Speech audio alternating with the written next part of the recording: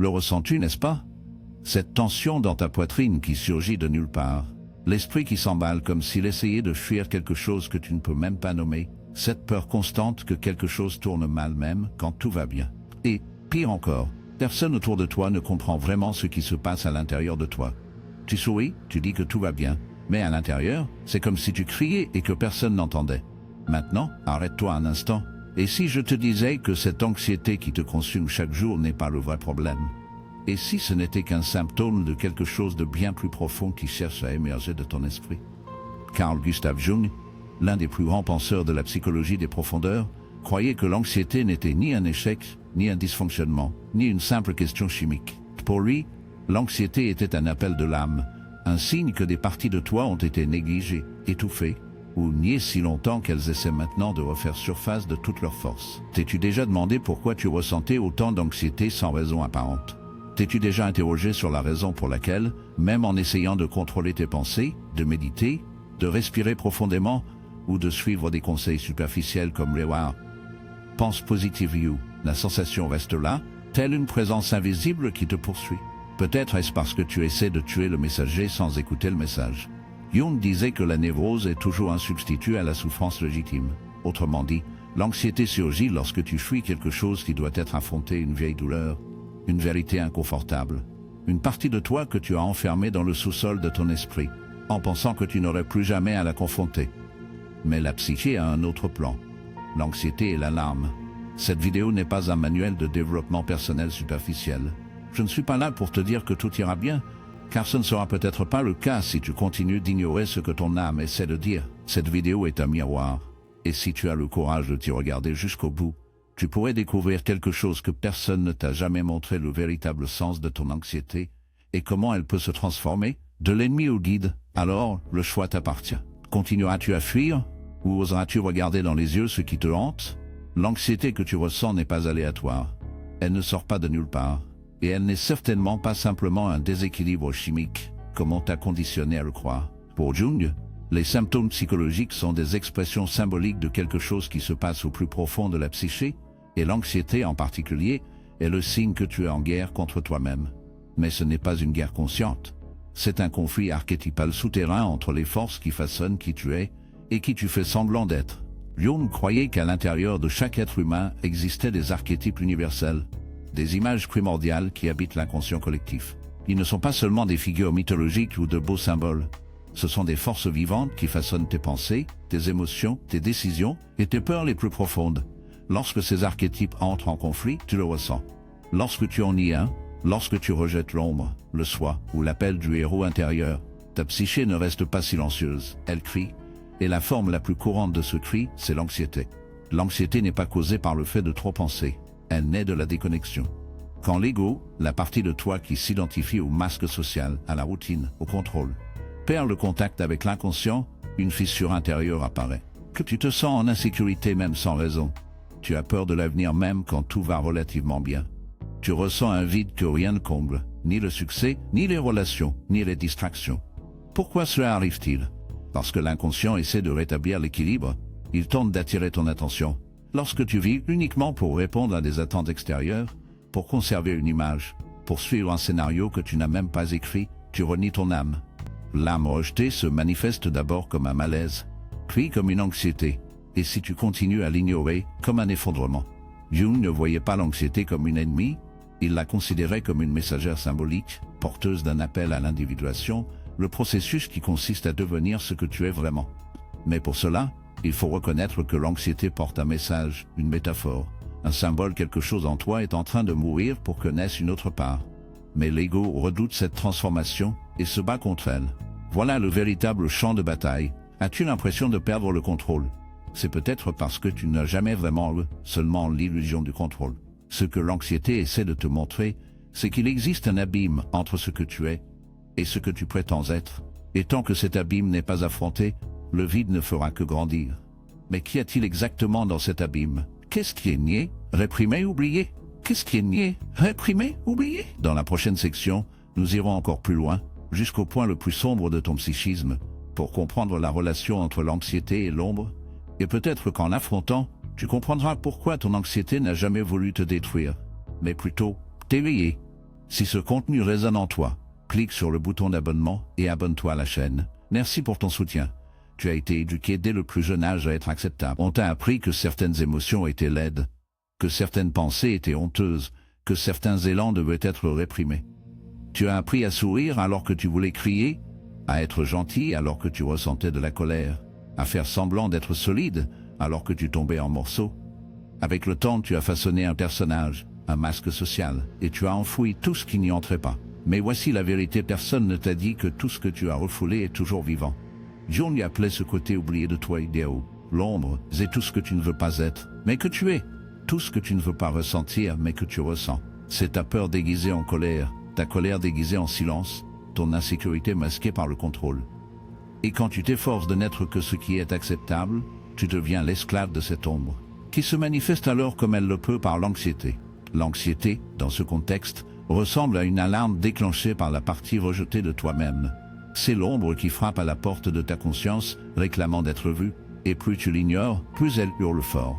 Tu ressens des palpitations, de la sueur, de l'insomnie, des pensées obsessionnelles, mais tu ne comprends pas pourquoi, car tu regardes les symptômes, pas la racine. Et la racine se trouve dans l'inconscient, là où réside l'ombre, refoulée, étouffée, affamée de reconnaissance. Pour être vue, et plus tu l'ignores, plus elle crie fort. Vous ressentez des palpitations, de la transpiration, de l'insomnie, des pensées obsessionnelles, mais vous ne comprenez pas pourquoi, car vous ne regardez que les symptômes, pas la racine. La racine se trouve dans l'inconscient, là où réside l'ombre, réprimée, étouffée, avide de reconnaissance. Vous êtes-vous déjà demandé pourquoi vous avez des réactions disproportionnées? Pourquoi vous paniquez pour des choses insignifiantes? Pourquoi vous vous sabotez quand tout semble aller bien? Ce n'est pas la malchance, ce n'est pas la faiblesse, c'est l'ombre qui tente de rétablir l'équilibre psychique. Elle dit « Ouais, tu ne peux pas continuer à prétendre que je n'existe pas. Et voici la partie la plus cruelle.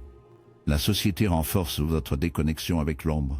Elle vous récompense quand vous êtes productif, quand vous semblez confiant, quand vous sauvegardez les apparences. Mais cette apparence a un prix élevé. Elle coûte votre authenticité, votre santé émotionnelle, votre paix. Jung disait que personne ne s'éclaire en imaginant des figures de lumière, mais en rendant la noirceur consciente. Le vrai remède contre l'anxiété ne réside pas dans l'élimination des symptômes, mais dans l'affrontement de la vérité qu'ils dévoilent. Et cette vérité est brutale. Vous avez bâti une identité sur la base de la moitié de votre âme, et maintenant l'autre moitié exige d'être entendue. Mais comment écouter une partie de soi-même qu'on redoute? Comment dialoguer avec l'ombre sans s'y laisser engloutir? La réponse se trouve dans le corps, car avant de se manifester en pensée, l'ombre s'exprime sous forme de sensations, anxiété, tension, douleur physique. Votre corps porte le conflit que votre esprit s'acharne à nier. Dans la section suivante, nous comprendrons pourquoi l'anxiété n'est pas seulement dans votre tête, mais aussi dans votre corps, et comment elle est devenue le champ de bataille entre ce que vous êtes et ce que vous essayez de devenir. Votre anxiété ne vit pas uniquement dans l'esprit, elle s'installe dans le corps, dans les muscles contractés que vous ne remarquez même plus, dans l'estomac qui se noue sans raison, dans la poitrine qui brûle comme si quelque chose allait exploser, dans la boule dans la gorge qui vous empêche de dire ce que vous ressentez. Ces symptômes ne sont pas seulement physiques, ils sont psychiques. Ils sont la manifestation du conflit intérieur entre l'ego qui veut contrôler et l'âme qui veut la libération. Jung pensait que le corps est le miroir de l'inconscient. Quand le contenu refoulé ne trouve pas d'issue symbolique, comme les rêves, l'art, l'écriture ou le dialogue intérieur, il se manifeste de façon littérale, brute, somatique. L'anxiété est l'une des formes les plus intenses de cette manifestation. C'est l'effondrement du langage de l'âme qui, ignoré trop longtemps, commence à hurler à travers la chair. Combien de fois avez-vous senti votre corps réagir comme s'il était en danger, tout en sachant rationnellement que tout allait bien? C'est l'inconscient qui essaie de prendre le commandement parce que votre conscience n'écoute plus. Le système nerveux passe alors en état d'alerte maximale, comme si un prédateur vous guettait. Et le prédateur n'est pas à l'extérieur, il est à l'intérieur. C'est le contenu refoulé de votre psyché qui est devenu si insupportable qu'il s'exprime maintenant sous forme d'urgence physique.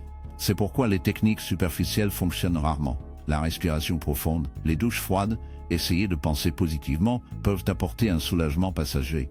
Mais cela ne résout pas le problème. Car ce n'est pas le corps qui est cassé, c'est le lien entre le corps et l'âme qui a été rompu. L'anxiété est le corps qui essaie de compenser. Le travail, la respiration profonde, les douches froides et essayer de penser positivement peuvent apporter un soulagement passager. Mais cela ne résout pas le problème parce que ce n'est pas le corps qui est cassé, c'est la connexion entre le corps et l'âme qui a été coupée. L'anxiété, c'est le corps qui tente de pallier une âme réduite au silence. Jung avait compris que le corps est symbolique. Il est la scène sur laquelle se jouent les drames les plus profonds de la psyché. Un corps anxieux est un corps qui porte des secrets, des émotions jamais exprimées, des traumatismes jamais nommés et des besoins jamais entendus. Chaque symptôme est une tentative désespérée de l'inconscient pour mettre à la lumière ce qui doit être intégré. On vit épuisé non seulement parce que la routine est lourde, mais parce que l'âme mène une guerre souterraine. Et cette guerre a un prix: tension chronique, insomnie, douleur diffuse et un sentiment constant de menace. Votre corps supplie pour une reconnexion, pour de l'écoute, pour de la vérité. Mais comment transformer ce corps en allié au lieu de le voir comme un ennemi? Comment passer d'une logique de combat, en cherchant à contrôler les symptômes, à une logique d'écoute et d'intégration? Dans la section suivante, nous explorerons le véritable antidote à cette angoisse. Le voyage de l'individuation, un chemin profond proposé par Jung, où l'anxiété cesse d'être un fardeau et devient une boussole. Vous n'êtes pas ici pour survivre, vous êtes ici pour devenir qui vous êtes vraiment. Mais le problème, c'est que personne ne vous a appris à faire cela. Dès l'enfance, vous avez été modelé pour entrer dans des schémas, des attentes, des normes. Vous avez appris à vous adapter, à être accepté, à vous taire, à éviter les conflits, à suivre des règles dont vous ignorez même les auteurs. Dans ce processus, vous avez oublié qui vous étiez, vous avez perdu votre centre. Et c'est précisément là que naît l'anxiété, dans l'espace entre votre moi authentique et le moi fabriqué pour plaire. Carl Jung a appelé le chemin de retour vers soi-même le voyage de l'individuation. Et ne vous y trompez pas, cela n'a rien à voir avec de l'égoïsme ou une affirmation superficielle de soi. L'individuation est un processus profond, parfois brutal, de reconnexion avec tout ce que vous avez rejeté en vous. C'est le sauvetage de votre intégrité. Et c'est ce sauvetage qui commence à dissoudre l'anxiété, non pas comme un symptôme à combattre, mais comme une alerte qui a enfin été entendue. S'individuer, c'est accepter qu'il existe en vous des parties oubliées, blessées, réduites au silence, et qu'elles supplient de revenir. C'est affronter l'ombre, reconnaître les masques de la persona, comprendre les archétypes qui influencent vos décisions les plus intimes. C'est arrêter de vous demander « Yaba, comment devrais-je être ?» Yul, et commencer à vous demander « Yaba, qui suis-je vraiment ?» Yol, mais ne croyez pas que ce chemin soit facile. C'est une descente, une confrontation avec d'anciennes peurs, des vérités douloureuses, des choix non résolus. C'est arracher l'image idéalisée que vous avez construite et faire face à l'être fragmenté qui a été laissé derrière. L'anxiété, dans ce contexte, n'est pas l'ennemi, c'est le guide. Elle indique les endroits où vous vivez encore à moitié, où vous continuez à faire semblant, où vous avez encore peur d'être ce que vous êtes. Jung disait que la guérison survient lorsque l'individu devient qui il est. Cela implique d'abandonner le désir de plaire, de contrôler, de répondre aux attentes extérieures.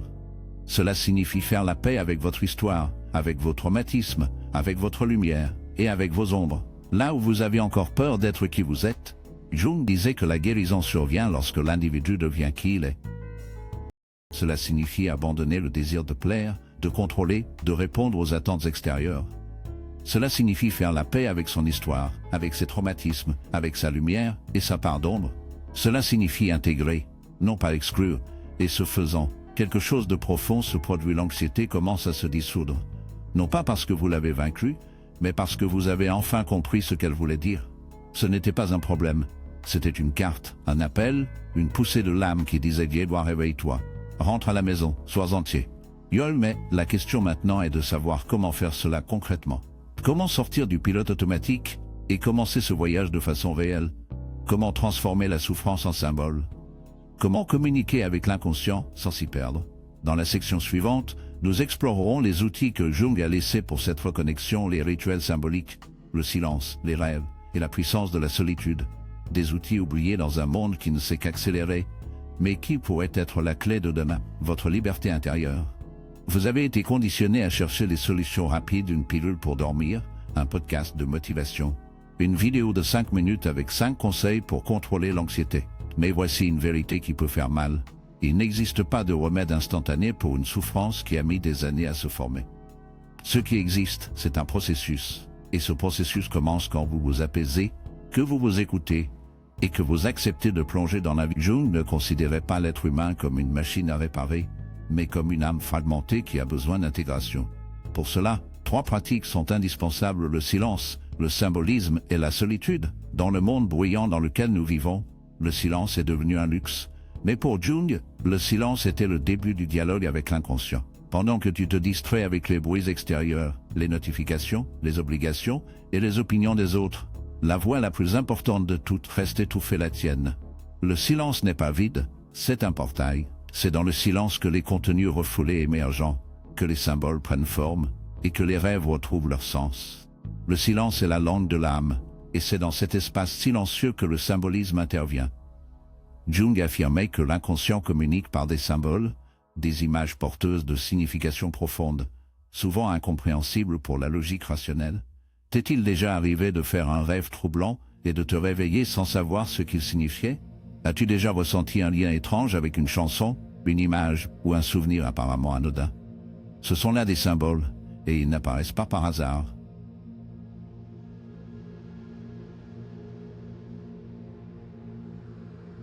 Ce sont des clés, des fragments de ton âme qui essaient de dire revoir. Et, je suis là, reconnais-moi. Interpréter ces symboles relève de l'alchimie psychique. Il faut apprendre à voir ce qui se cache sous la surface. Un rêve de chute peut être un avertissement d'une perte de contrôle. Une sensation constante de poids sur les épaules peut symboliser des responsabilités qui ne t'appartiennent pas. L'anxiété, en réalité, est elle-même un symbole, le signe qu'il existe une rupture entre ce que tu vis et qui tu es. Mais rien de tout cela n'est accessible sans la solitude. Et attention, la solitude n'est pas l'isolement. L'isolement est une fuite, la solitude est une présence. C'est l'espace sacré où tu peux enfin cesser de jouer un rôle et commencer à écouter. Jung voyait la solitude comme un rituel nécessaire à la transformation. C'est dans la solitude que l'ego perd l'illusion du contrôle et que le soi commence à se manifester. C'est dans la solitude que les rêves se révèlent, que les symboles s'organisent et que le chaos intérieur trouve un sens. Silence, symbolisme et solitude, voilà les outils du véritable alchimiste de l'âme. Si tu veux vraiment briser le cycle de l'anxiété, tu dois arrêter de chercher des réponses à l'extérieur et commencer à écouter ce qui émerge de toi.